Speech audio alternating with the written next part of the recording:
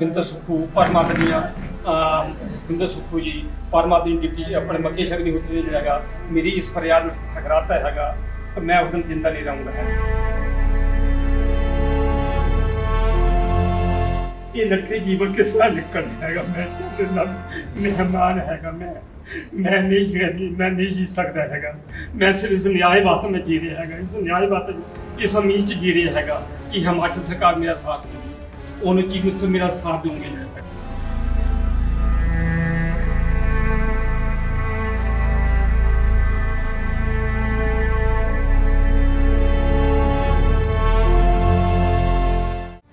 हिमाचल प्रदेश के ऊना जिला से एक मामला सामने आया था। ऊना जिला में 11 सितंबर 2022 को कुठार कला गांव में एक कार का एक्सीडेंट होने के कारण उसमें सवार 5 युवकों की मौत हो गई थी। उनमें से एक मृतक राजन जसवाल का नौजवान भी शामिल था। मृतक राजन जसवाल के पिता कुलदीप जसवाल ने इस मामले में सरकार से जांच किए जाने की मांग की थी और इस हादसे को एक प्री प्लान मर्डर होने का आरोप लगाया था। हिमाचल सरकार ने इस मामले को देखते हुए एक SIT का गठन किया था, जिसमें पुलिस के सीनियर अधिकारियों को शामिल कर जाँच का जिम्मा सौंपा गया था। लेकिन मृतक राजन जसवाल के पिता कुलदीप जसवाल द्वारा SIT की जांच पर भरोसा नहीं है और वह इससे संतुष्ट नहीं है। वहीं उन्होंने बताया कि मृतक राजन जसवाल के फोन की कॉल डिटेल और अन्य जरूरी दस्तावेज भी पुलिस को सौंप दिए गए थे, लेकिन इस वारदात को अंजाम देने वाले लोग आज भी खुलेआम घूम रहे हैं। कुलदीप जसवाल ने बताया कि हिमाचल के CM और डिप्टी CM मुकेश अग्निहोत्री से गुहार लगाई है कि वह इस मामले की जांच CBI से करवाए ताकि सच्चाई सबके सामने आ सके और उनको इस मामले में इंसाफ मिल सके। मैं कुलदीप सिंह जसवाल, पिता स्वर्गीय राजन जसवाल, सपुत्र स्वर्गीय दफ्तर Karan Singh Jaswal, resident village Salo Kaluwal, ward number 6, post Salo, तहसील हरोली, डिस्ट्रिक्ट ऊना। आज दूसरी बार सर्किट हाउस ऊना में परमादनीय Thakur Sukhvinder Sukhu ji, on chief minister, परमादनीय Mukesh Agnihotri ji, on deputy chief minister, हाँ हिमाचल प्रदेश जी को विनम्र निवेदन, अनुरोध, आग्रह, अपील करता हूँ, गुहार लगाता हूँ, फरियाद करता हूँ कि जो 11 सितंबर 2022 को मेरे बेटे राजन जसवाल और मेरे बेटे राजन जसवाल के अलावा 4 लड़कों का जो है एक प्री प्लान के अंडर गांव कठार कलां जो ऊना सनोड रोड के ऊपर पड़ता है, ऊना से 4 किलोमीटर के डिस्टेंस के ऊपर जो है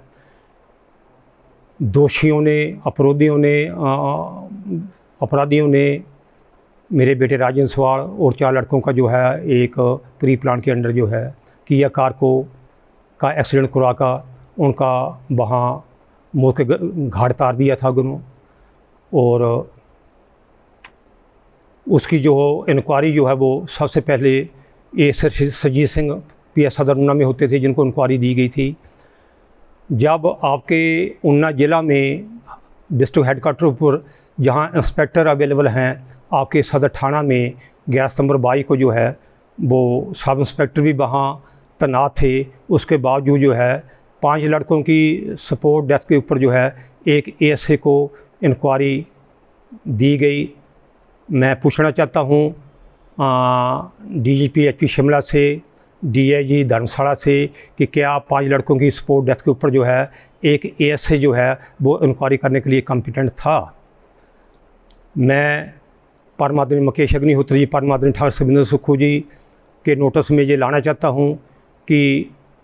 11 सितंबर को मेरे बेटे का पोस्टमार्टम हुआ, 4 लड़कों का जिनकी डेथ हुई उनका पोस्टमार्टम हुआ। 11 सितंबर को जो मेरे बेटे की जो क्रीमेशन हुई और 11 सितंबर को जो है वो जो इस पूरी घटना को अंजाम देने के साजिश करता है, कसूरवार हैं, मुकाबादात के गवाह हैं, आई विटनेस हैं, चश्मदीद हैं, जो आरोपी हैं, दोषी अपराधी जो हैं, उनके अंडर सेक्शन 161 IPC सदर थाना ऊना में जो है वो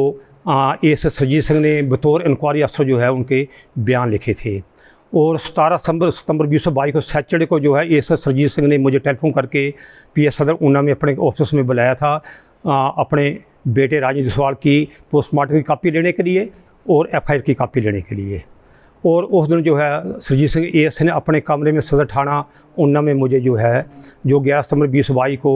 आरोपियों के जो अंडर सेक्शन 161 आईपीसी बयान लिखे थे वो मुझे पढ़कर सुनाए थे। और मुझे वो बयान सुनने के दौरान मुझे शक हुआ था कि जिनके ये बयान लिखे गए हैं 11 सितंबर को, यही लोग जो है ये सारी घटना को अंजाम देने के जो है ये साजिश करता है, कसूरवार हैं, दोषी हैं, अपराधी हैं। और मैंने एस सरजीत सिंह को रिक्वेस्ट की थी कि आप मुझसे ब्लैक एंड वाइट में